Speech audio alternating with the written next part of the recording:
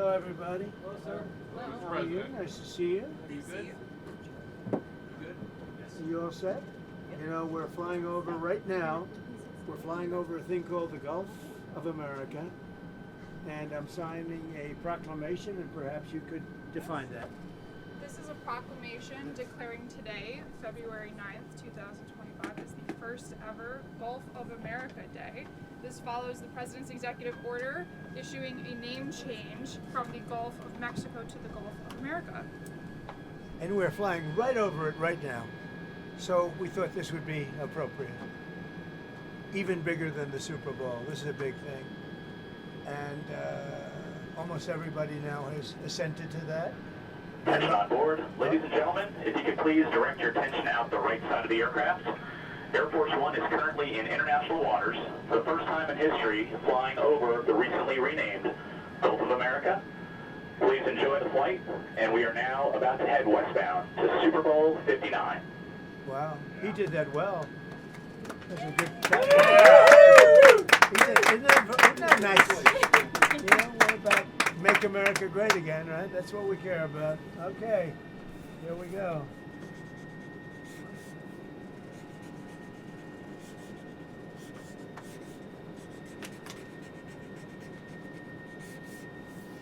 So this is a famous pen now, and we'll put it with something. I'll ask you to do whatever you think we should do with it, Mr. Secretary. Do you want to talk about, you know, Doug, Secretary of the Interior, and also working with Chris Wright on extracting vast amounts of oil and gas and making our country rich? Would you like to say something, Doug? Well, with the Gulf of America, this is a historic day. We want to thank President Trump. His executive order is what set this in motion.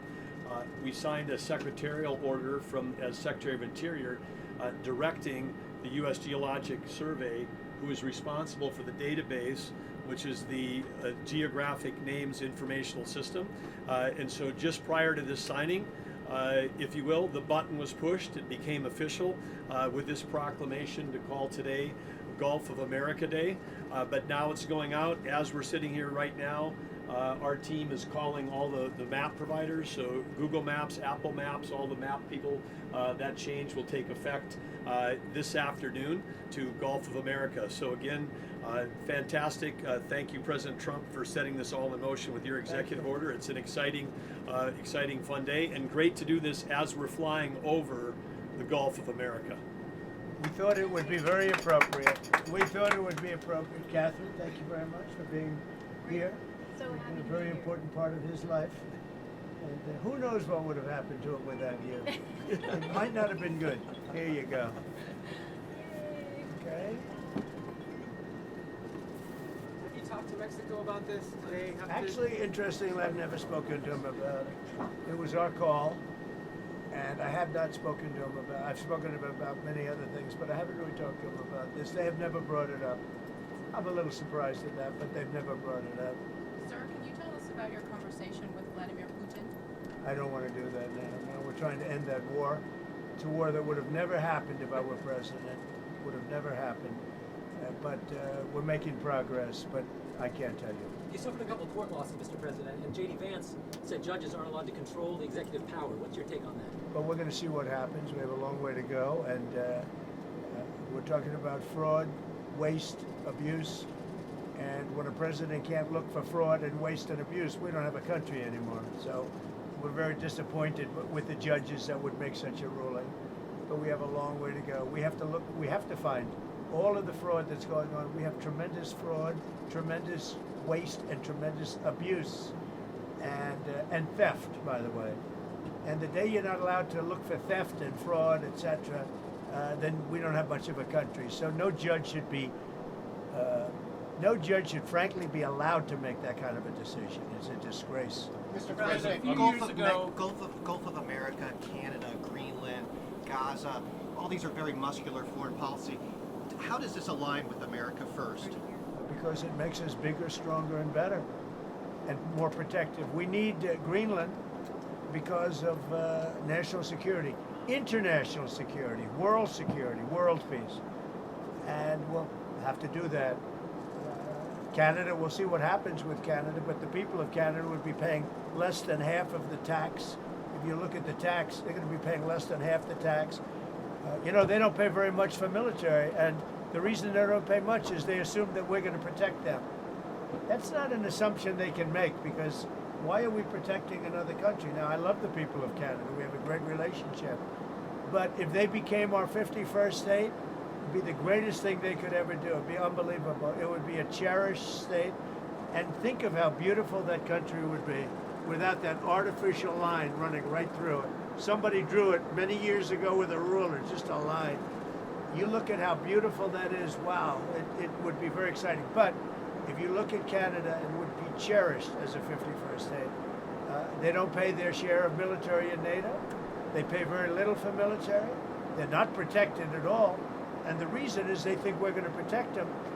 The other thing is we subsidize them to the tune of about $200 billion a year. If we stop doing that, if we stop allowing them to make cars through tariffs and other things, cars, trucks, etc., what they make, they're not viable as a country.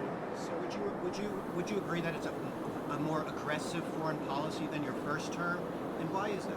It's more aggressive. It's better. Why? Because I think I've had a lot of experience. And in my first term, I was fighting everybody because they were very aggressive toward me.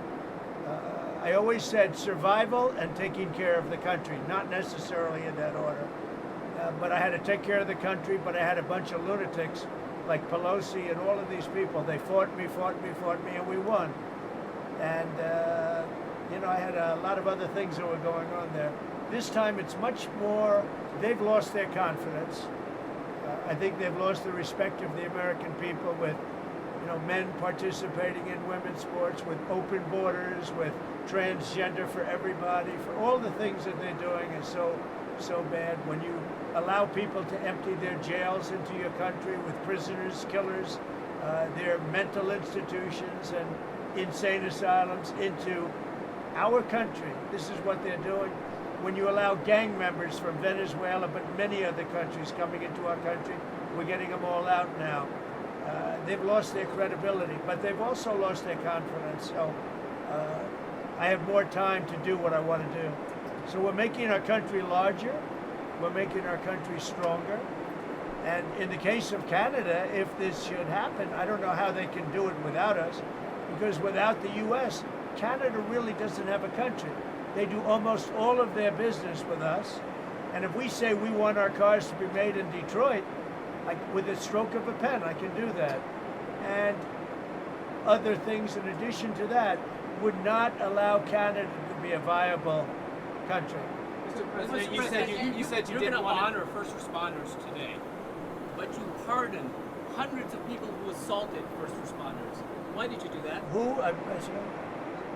You are going to meet with first responders today, but you pardoned people who assaulted first responders. I pardoned people that were assaulted themselves.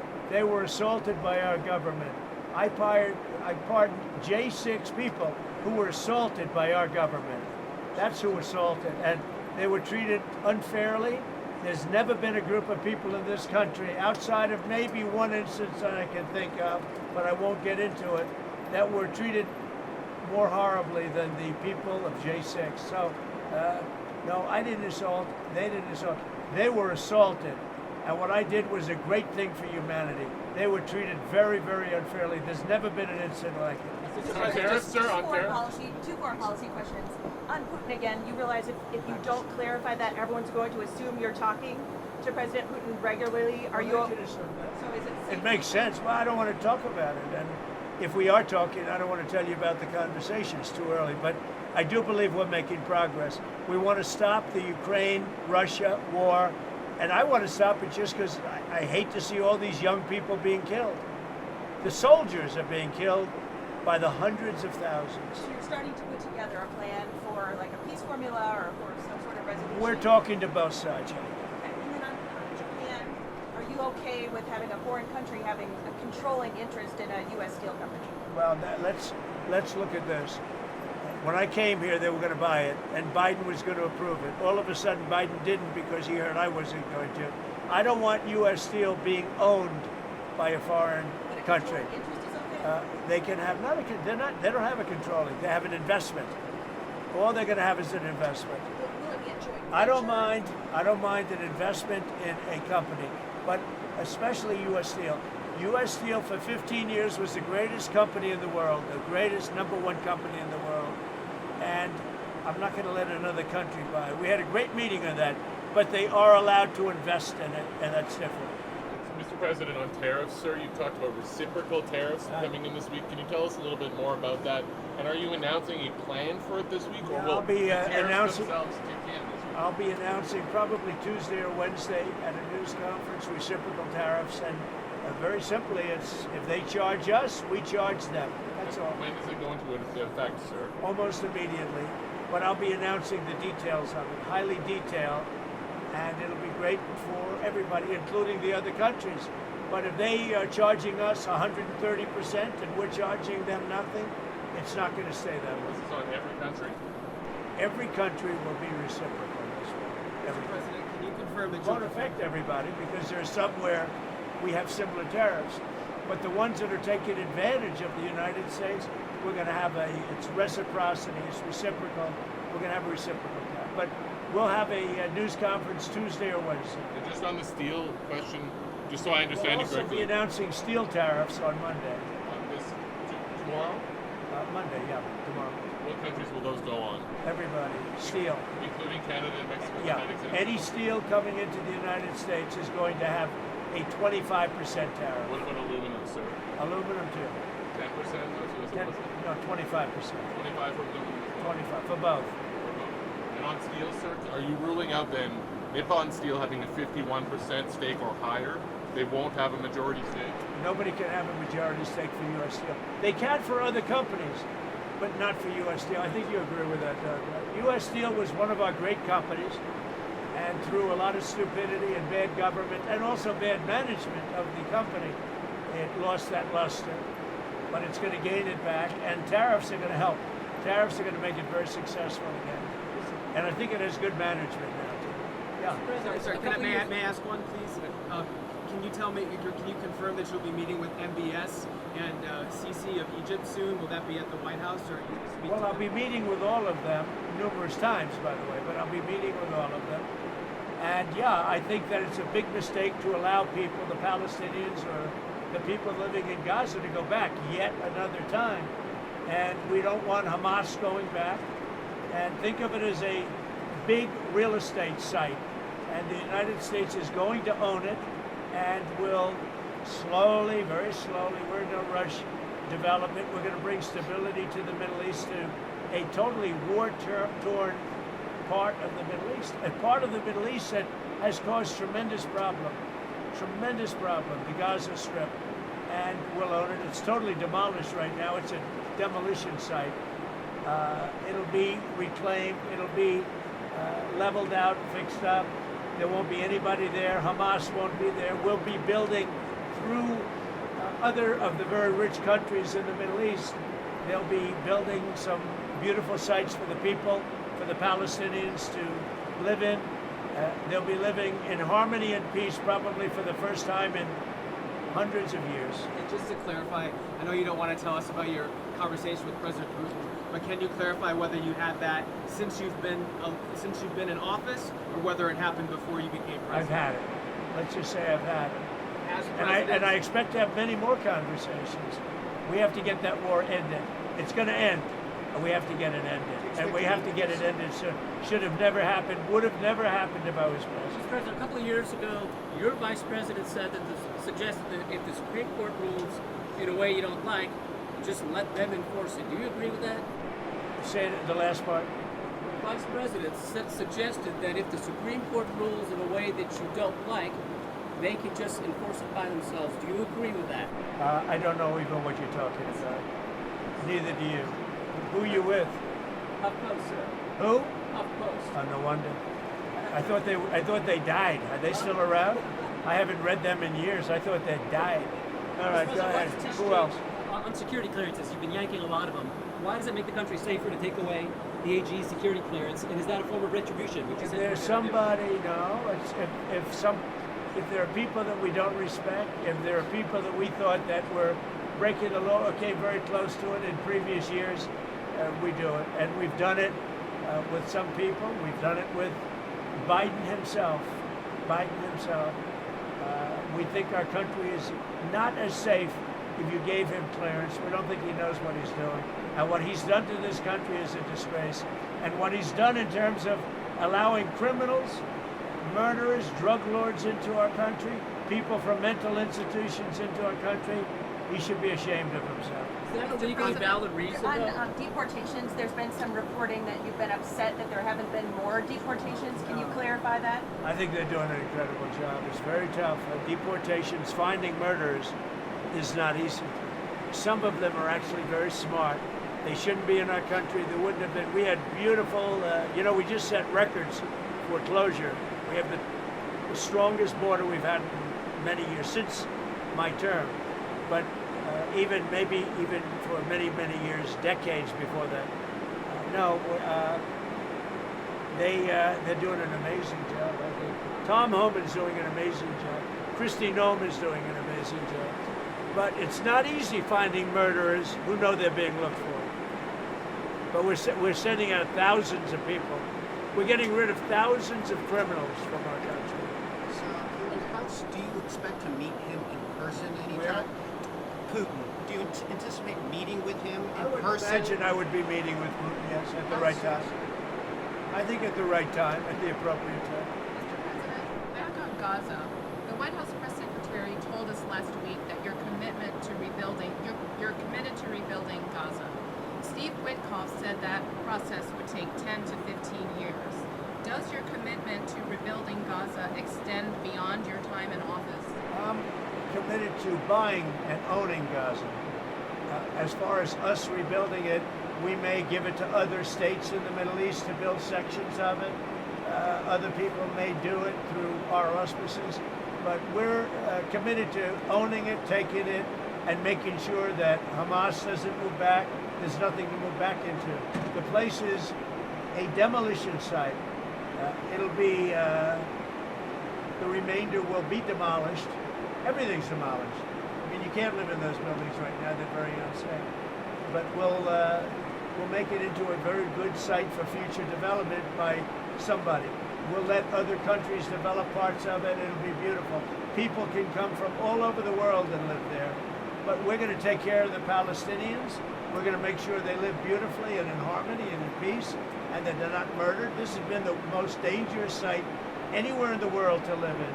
Hamas has been a disaster. And by the way, I have to tell you that I watched the hostages come back today, and they look like Holocaust survivors. They were in horrible condition. They were emaciated. It looked like many years ago, the Holocaust survivors. And I don't know how much longer we can take that. When I watch that, I know we have a deal where we're supposed to they dribble in and keep dribbling in, but they are in really bad shape. They have been treated brutally, horribly. Even the ones that came out earlier, they were in a little bit better shape, but mentally they were treated so badly. Who could take that? At some point, we're going to lose our patience. When I see that scene that I saw today with people coming out of helicopters and airplanes that are emaciated, that look like they haven't had a meal in a month, no reason for that. And I don't know how much longer we can take it. Do you mean you want to recast the I don't know how long we can take it. When I watch people that were healthy people a reasonably short number of years ago, and you look at them today, they look like they've aged 25 years. They literally look like the old pictures of Holocaust survivors. The same thing. I mean, the same thing. And I don't know how long we're going to take that.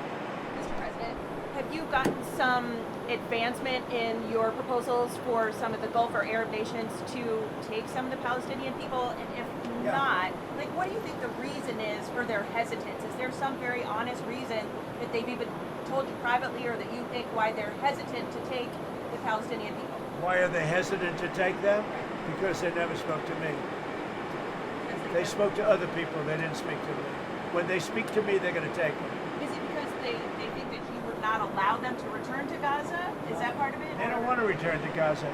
If we could give them a home in a safer area, the only reason they're talking about returning to Gaza is they don't have an alternative. When they have an alternative, they don't want to return to Gaza. If they had a home that was safe, where you don't have Hamas threatening them, killing them, torturing them, they'd rather not return to Gaza. But right now, Gaza is the only alternative. As far as the other regions, the only reason they maybe don't act enthusiastic is they haven't talked to me. They talk to other people, but not to me. When they talk to me, they'll be enthusiastic. And then on spending, you found some maybe questionable expenditures, or Elon Musk has found them? Some questionable. The whole country looks like it's a fraud. It's fraud, waste, abuse, but it's a tremendous fraud. And what Elon and his group of geniuses have found is unbelievable. It's unbelievable. And that's just in USAID. Soon we're going into education. You'll find the same thing but bigger. Soon we're going into the military, and you're going to find a lot of bad things happening there. You'll find it because our government has not functioned properly for many, many years, and we're going to make it function properly. We're even looking at treasuries. There could be a problem. You've been reading about that with treasuries. And that could be an interesting problem because it could be that a lot of those things don't count. In other words, that some of that stuff that we're finding is very fraudulent. Therefore, maybe we have less debt than we thought of. Think of that. So a lot of things are happening, but Elon's doing an excellent job. We started with 12 guys with high IQs, and now we have 100 guys with very high IQs. Do you think Congress has failed to do their oversight, or do you think your first administration, some of your cabinet agencies I failed think to everybody do failed. I think everybody failed. He just put out why does Elon's financial disclosure remain secret? Because nobody's looking at that. We're looking at all the corruption that's taken place. I mean, his financial disclosure is largely the number of shares that he's got in very public companies, and that's not secret at all. If you read that, you'll see a lot. I mean, he talks about his whole thing. I read one where it really gave a very good history of him, but basically it's a number of shares times a certain stock price. So why is that not public? It is public. All you have to do is read it. So On another- USAID, sir, what is kind of like the message to countries that depend on humanitarian aid distributed through USAID? What is your message to those countries, sir? The ones that have been, the few that have been legitimate in terms of getting legitimate money, will probably put it through the State Department. It'll be handled by Marco Rubio, highly respected man, Secretary of State. There's no reason for USAID, when you look at the politicians that have been in there sucking the blood out of it, when you look at all of the fake deals, I mean, look, all you have to do is get a list of all of the things you can see by the heading. It's fake, it's fraudulent, it's probably kickbacks, where they send the money and then it gets kicked back to the person that sent it. So the ones that are good, and there are not many of them, but the ones that are good, and there are some, will probably have that be handled by Marco Rubio in the State Department. Will they take on some of the USAID workers, or what? They could, if they like. Mr. President, Will it still be called USAID, Mr. President, or will it not? I don't know that it's going to exist. Why would you need it? The State Department can take care of it. Do you think the amount of spending on foreign aid will decrease also, or just the number of employees? It should decrease, yeah. I hope it decreases. Yeah, by how much? When By we half, have $36 trillion in debt, and we're taking care of countries that are very rich and sending aid to countries in some cases that are rich, in some cases they're not rich. But no, it should very much decrease. Mr. President, another country. But it won't be the scams that you've seen. No, another country, the NIH put out a memo on Friday night. It's going to cut $4 billion from the percentage that they pay to universities and public colleges and all those seats, not foreign countries. $4 billion. Is that okay to take off the top? Sure. It could be okay. I mean, you have to look at the universities. Some are legit. You could also say, why are we giving money to Harvard when it's got a $50 billion endowment? $50 billion. And yet they don't use that endowment to help their students. This is for research like biomedical research and whatnot. That's fine. Look, we want to take care of research. We want to do a lot of things. But when you look at the USAID and you look at all the things and all the scams that was with, I don't have to go through it now, but I'll get you a little list, and you'll see one after another. There were very few legitimate. It was the opposite. Usually you find something wrong, like 1 out of 100, but this is the opposite. Here, almost everything was wrong. You find very few that were good, but there were some that were good. That'll be handled by the State Department, I assume. That's not final yet, but I think the best would be Marco Rubio at the State Department. 1 or 2 more. Is the DoD spending too much on launch services? Is the Pentagon spending too much for launch services to space? I think space is going to be a very important element. You know, I'm the one that came up with Space Force. I'm very proud of it. Biden tried to get out of it, and he was really rebuked by the military. I think space is going to be one of the most important things we do. It's going to be all about space, especially defense. So space is very important. Mr. President, would you accept Palestinian refugees into the United States since you're looking to other countries to I'd have accept to them? look. I think it's a very far distance for them to travel, but I'd have to look at individual cases. But I do think that coming into the United States, we've taken a lot of people, but coming into the United States, it's a long way for them to travel. They're far away from their families and their friends and everything else. I think they'd be very happy staying in the general area with in a place that was safe, where they could be safe and lead a good life. They don't want to go back to Gaza. As I said, I've said it a lot. They only go back because they have no alternative. They don't want to go back to Gaza. So we'll see. We hope that we'll be helped by Egypt. We hope that we'll be helped by Jordan. We hope that we'll be helped by other countries. We hope that some of the, like Saudi Arabia and others, can spend some money on it. They have tremendous amounts of money. They'll spend some money on making people comfortable and safe. One question about the Super Bowl. You're going to the game. One of the big things that you've done so far in office is cracking down on DEI. I saw that the NFL commissioner said, I think this week, that they're happy with their diversity program. What's your take on that? Would you like to see any changes there? I don't know what the diversity program is. To be honest, I know Roger very well. I'd have to look at what he said he's happy with. He was happy also with the flag and a lot of other things that didn't work out too well. We'll have to see what he was happy with. But right now, that's, you know what the law is. The law is the law, and it changed, and it's been backed up by the U.S. Supreme Court. But we'll see. There are a lot of interesting things going on right now. I'll tell you what, there's a light over the United States. People are happy. They're more confident. The approval ratings for this country have gone through the sky.